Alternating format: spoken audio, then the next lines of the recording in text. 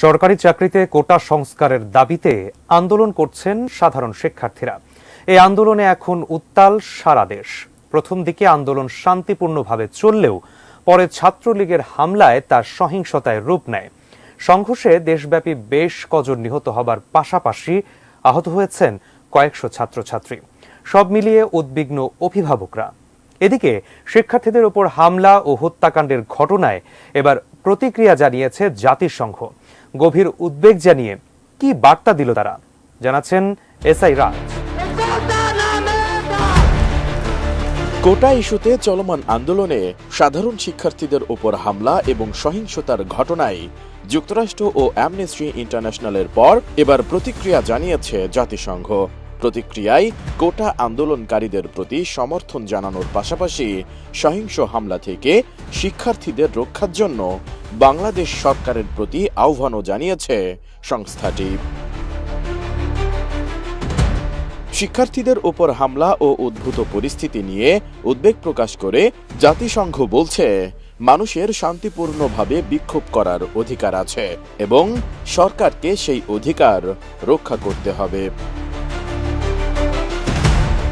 মঙ্গলবার জাতিসংঘের নিয়মিত ব্রিফিংয়ে এক সাংবাদিকের প্রশ্নের জবাবে মহাসচিব অ্যান্টনিও গুতেরেসের মুখপাত্র স্টিফেন ডুজারিক এসব মন্তব্য করেন।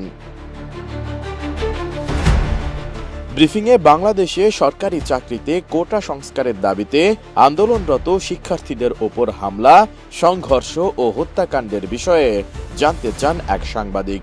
তিনি বলেন, বাংলাদেশে সরকারি চাকরিতে তথাকথিত কোটা পদ্ধতির পরিবর্তে মেধাভিত্তিক নিয়োগ ব্যবস্থার দাবিতে দেশব্যাপী বিক্ষোভ চলছে।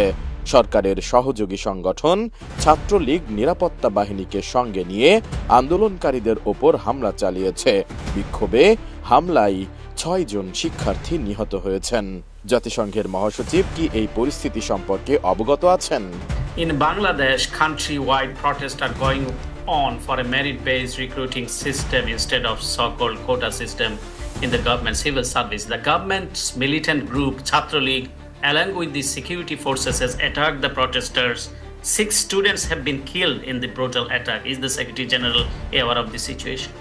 জবাবে স্টিফেন ডুজারিক বলেন, হ্যাঁ, আমরা বাংলাদেশে চলমান পরিস্থিতি সম্পর্কে খুব ভালোভাবে অবগত আছি। আমরা ঘনিষ্ঠভাবে এবং উদ্বেগের সাথে পরিস্থিতির ওপর নজর রাখছি।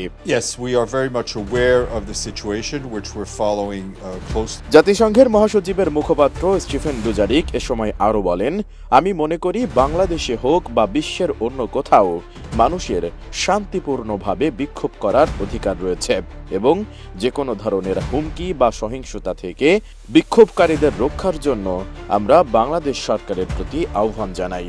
বিশেষ করে যুবক বা শিশু বা প্রতিবন্ধী ব্যক্তিদের মতো যাদের যাদের অতিরিক্ত সুরক্ষার প্রয়োজন হতে পারে, যেন তারা শান্তিপূর্ণভাবে প্রতিবাদ করতে পারে। I think whether it's in Bangladesh or anywhere else in the world, people have a right to demonstrate peacefully, and we call on the government of Bangladesh to protect the demonstrators against any form of threat or violence,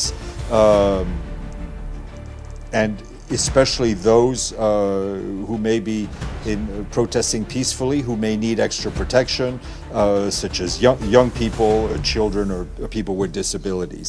But it is a fundamental human right to be able to demonstrate peacefully, and governments should protect those rights. এর আগে গত 14 April চীন সফর নিয়ে আয়োজিত সংবাদ সম্মেলনে কোটা সংস্কার আন্দোলন প্রসঙ্গে করা এক প্রশ্নের জবাবে প্রধানমন্ত্রী শেখ হাসিনা বলেন, মুক্তিযুদ্ধ নিয়ে এত ক্ষোভ কেন? মুক্তিযোদ্ধার নাতিপুতিরা কিছুই পাবে না? তাহলে কি রাজাকারের নাতিপুতিরা সব পাবে? মুক্তিযুদ্ধের বিরুদ্ধে এত ক্ষোভ কেন? মুক্তিযোদ্ধাদের নাতিপুতিরাও পাবে না, তাহলে কি রাজাকারের নাতিপুতিরা পাবে? সেটা আমার প্রশ্ন, দেশবাসীর কাছে প্রশ্ন। প্রধানমন্ত্রীর এই বক্তব্যের পর কোটা সংস্কার আন্দোলনকারীদের রাজাকারের বাচ্চা বা নাতিপুতি বলা হয়েছে এমন অভিযোগ করে রোববার রাত থেকে প্রতিবাদ শুরু করেন ঢাকা বিশ্ববিদ্যালয়ের সাধারণ শিক্ষার্থীরা। রাতে প্রথমে রোকেয়া হলের শিক্ষার্থীরা হল থেকে মিছিল নিয়ে বের হয়ে আসেন। তারা স্লোগান দেওয়া শুরু করেন, তুমি কে আমি কে, রাজাকার রাজাকার।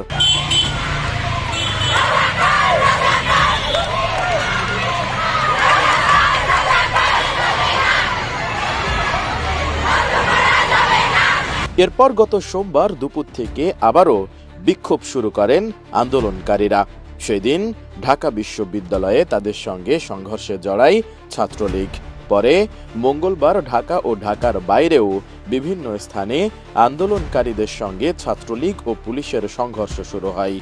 সংঘর্ষে ঢাকা, চট্টগ্রাম ও রংপুরে 6 জন নিহত হয়েছেন। সেই প্রেক্ষিতেই জাতিসংঘ এই প্রতিক্রিয়া জানিয়েছে। S I Raj, ATN news.